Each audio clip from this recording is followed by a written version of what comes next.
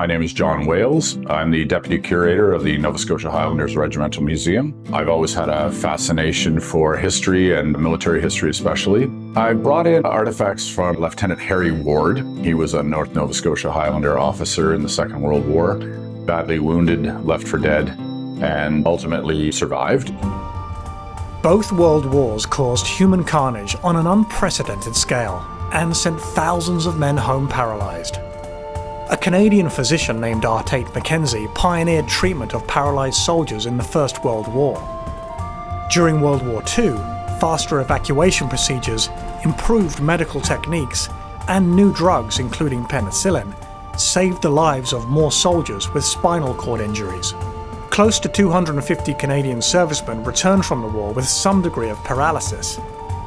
One of them, Lieutenant John Council, founded the Canadian Paraplegic Association in 1945.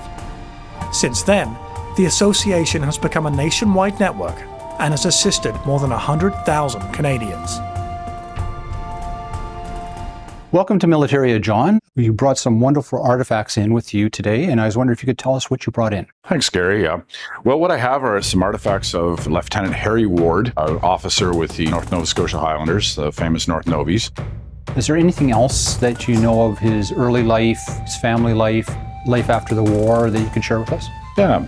Well, Harry was born in 1913, just outside of Spring Hill, and grew up in the area and worked in the mines, as did all of his family in the coal mines. He was a train operator, so he would have had certain skills that an average miner wouldn't have necessarily to operate the steam engine, and they would have been narrow gauge trains that ran in the mines. Now, Harry did actually finish high school, which was rarer in 1920s and 30s. That might have contributed to him becoming an officer later on when he joined.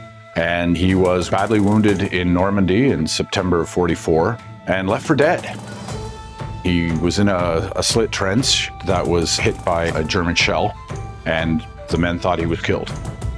He was actually put in a line of men who were about to be buried, and one of the grave diggers noticed that he started twitching and realized, my God, this man's still alive. So the first telegram that his wife, Leona, received was, regrets. And have to inform you that your husband, Lieutenant Harry Ward, has been killed in action. And then, of course, a number of hours would have passed again. They would have realized he was still alive. Then the second telegram came, I believe, a day or two later, and it said, that Harry was actually alive but badly wounded and being shipped to such and such an evacuation hospital. Harry ended up spending many, many months recuperating in hospitals. He went through numerous operations. I'm sure their first thought was, well, let's try and save what mobility they can. And they realized that the spinal column was destroyed and that he would never walk again. Then it becomes a matter of how do we keep this man alive? He was left as a paraplegic. So for him, the war was over. But afterwards, back in Canada, when he recovered, he later went on to serve the disability community for many, many years. And towards the end of his life, was fortunate enough to be honored with the Order of Canada, which I brought in.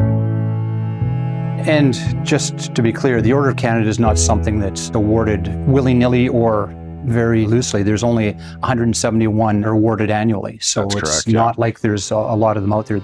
But to go on to his other medals, the first medal that we have here is 1939 45 Star, and that was a campaign star for service in action. You got the France and Germany Star, which was for 1 day's service, the Defense Medal, and that was for service in England during the war. And you have the Canadian Volunteer Service Medal with the overseas clasp. And then you have the War Medal for the Second World War. Then the final three aren't war medals per se, but they're medals from the Government of Canada. And you've got Queen Elizabeth II's Coronation's medals, the 1967 Centennial Medal, and then Queen Elizabeth's 25th Anniversary Medal. And I'd go out on a limb and say the reason that he received those final three medals was because of his service with Canadian Paraplegic Association that then led up to him eventually being nominated for the Order of Canada. Exactly, yeah. And then the other nice thing I wanted to point out with the Balmoral here with the cap badge is that that's an officer's cap badge, vice another rank's cap badge. That's right. They're not seen that often, that's for sure. No, they are much rarer. Officers, of course, took a very, very high rate of casualties compared to the men. I believe by late 44, the average life expectancy was fewer than 3 weeks. Because it's hard to lead from behind. That's right. Well, the North Nova Scotia Highlanders, they were formed in '36 as a militia unit, or what we now call reserves.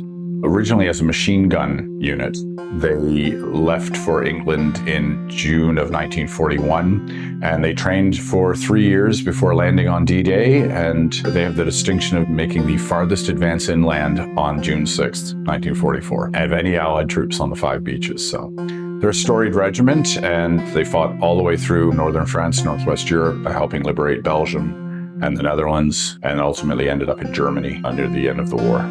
After the war, he ended up in Montreal. He was married to his wife, Leona, and they had one daughter, Mary Jane. And Harry could have quite easily just taken his government pension and drank it away, or decided, you know, I've given my bit, I've given my ability to walk for my country, I've done enough. But that wasn't the kind of man he was. He was like, okay, this is what life has dealt me now. How do I make the best of it? So he goes on to become one of the Quebec leading chapter members of the Canadian Paraplegic Association. He founded a group called Unlimited Skills to help disabled veterans, giving them life skills so that they could participate in society again. You know, he could turn to another veteran and say, look, I've been through this. I know what you're going through. I've lost my use of my legs. I've been through all the surgeries. I know the pain is like. I know what the loss is like. There is a silver lining to this cloud. The sun will rise tomorrow. So, yeah, really remarkable man.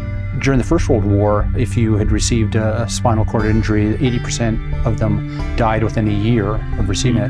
Whereas in the Second War, because of Harry's work and others' work, it was down to less than 10%. And obviously that service has been recognized by Canada in the awarding of those additional medals there in his Order of Canada.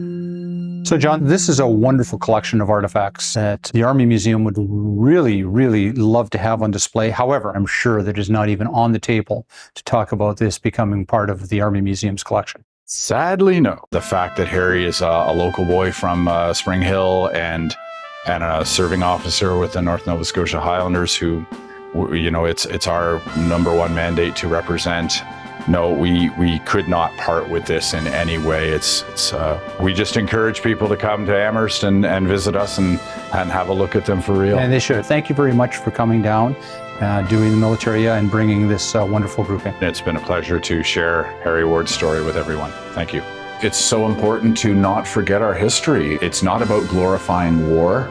It's about remembering the sacrifices that the men and women of this country have made. And we need to be educating every generation as to why it was important that these men and women did what they had to do.